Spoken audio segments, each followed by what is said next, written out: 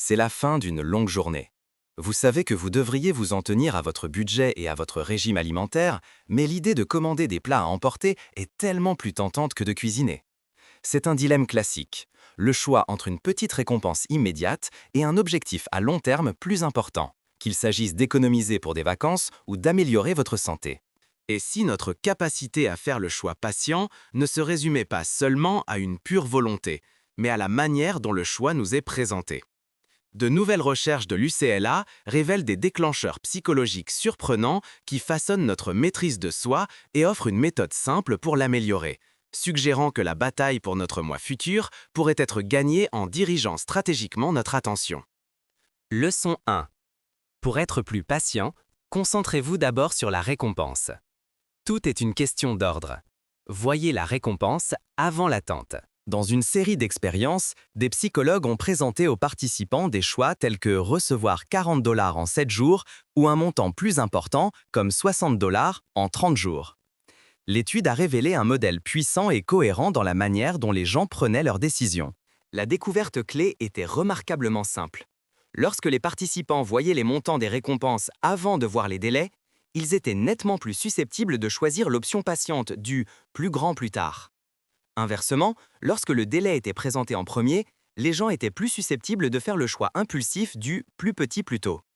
C'est la différence entre penser « je dois faire un régime pendant 6 longs mois » plutôt que « je me sentirai en meilleure santé et plus confiant pour mes vacances à la plage ».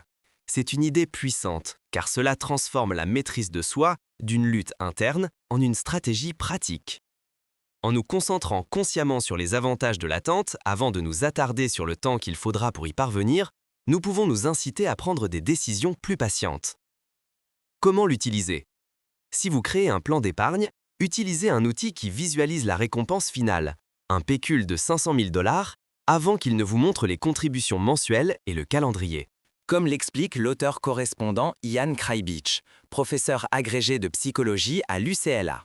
Vous voulez mettre l'accent sur ces grandes récompenses futures et essayer de minimiser la durée que cela prendra. Essayez de faire en sorte que les informations sur la récompense viennent en premier. Leçon 2. Plus de temps peut réellement vous rendre moins patient. Le pouvoir contre-intuitif de la pression du temps. L'une des découvertes les plus surprenantes de la recherche a été que donner aux gens plus de temps pour décider ne les rendait pas toujours plus patients. En fait, les participants prenaient leurs décisions les plus patientes lorsqu'on leur donnait le moins de temps. Les données ont montré une tendance claire et contre-intuitive. 2 secondes pour choisir.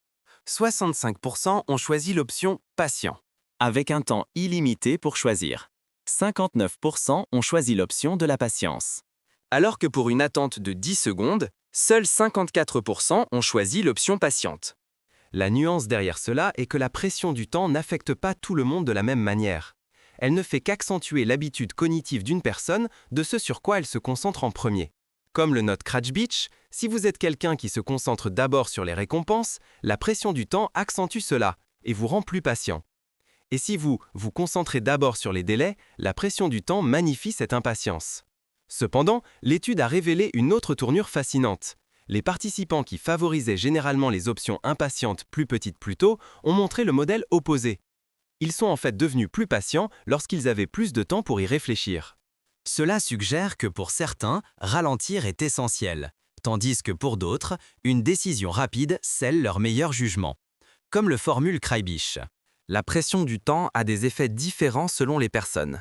Elle renforce les biais inhérents. Leçon 3. La maîtrise de soi est une bataille pour votre attention, pas votre volonté. Ce sur quoi vous vous concentrez détermine ce que vous choisissez. L'étude révèle le mécanisme psychologique derrière ces effets.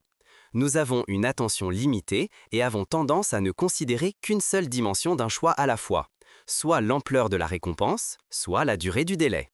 Ce seul goulot d'étranglement cognitif explique à la fois pourquoi l'ordre des informations est important et pourquoi la pression temporelle a un effet si paradoxal. La recherche a montré que les participants qui ont d'abord considéré l'argent étaient plus susceptibles d'être patients, tandis que ceux qui ont d'abord considéré les délais étaient plus susceptibles d'être impatients. L'ordre dans lequel l'information est présentée détermine de manière causale la dimension sur laquelle nous nous concentrons en premier, détournant notre processus de prise de décision avant même que la volonté n'entre en jeu. cela reformule entièrement le concept de maîtrise de soi. Au lieu d'une lutte de force brute de la volonté contre la tentation, cela devient une tâche plus gérable de diriger stratégiquement notre attention. La clé est de se concentrer consciemment et délibérément sur les avantages de l'attente avant de laisser votre esprit s'attarder sur l'attente elle-même. Conclusion. Cadrez votre avenir. La manière dont nous cadrons un choix, ce que nous voyons en premier et sur quoi nous nous concentrons, a un impact profond sur notre capacité à prendre des décisions patientes et à long terme. Cette recherche montre que de petits changements dans la présentation peuvent entraîner des changements significatifs dans le comportement, offrant un outil simple mais puissant pour améliorer la maîtrise de soi. La prochaine fois que vous ferez face à un choix entre une petite récompense immédiate et une récompense plus grande et future, sur quoi choisiriez-vous consciemment de vous concentrer en premier? Merci d'avoir regardé. Au revoir!